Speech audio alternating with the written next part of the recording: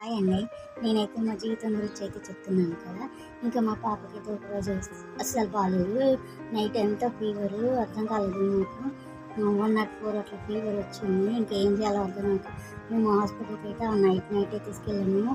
1:30 అట్లా అయింది. ఆ హాస్పిటల్ తీసుకెళ్తుంటేనే పాపకు బాగా మోషన్స్ అవుతున్నాయి. ఇంకా ఎక్కడ ఏ హాస్పిటల్ లేక ఒక నైట్ అయితే ఒక హాస్పిటల్‌కైతే తీసుకెళ్ళాము. అది కిడ్స్ కేర్. దాంట్లో తీసుకెళ్తే వాళ్ళు నైటే టెస్టులు చేసారు. చేసి పాపకి షుగర్ ఉంది. అన్ని టెస్టులు చేపియాలని చెప్పన్నారు. మేము నమ్మలేదు.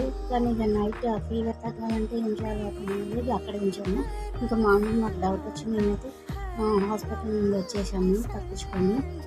ఏం చెప్పలేదు వాళ్ళకి. వాళ్ళ మీద మాకు డౌట్ వచ్చింది. ఇంకేం చేయలేక తీసుకొని ఇంటికైతే వచ్చాము. ఇక వేరే హాస్పిటల్‌కి అయితే తీసుకెళ్ళాము. అక్కడ వాళ్ళైతే చూసి పాపకు షుగర్ లేదు, ఏం లేదు, బ్లడ్ ఇన్ఫెక్షన్ అయితే అయిందని అన్నారు.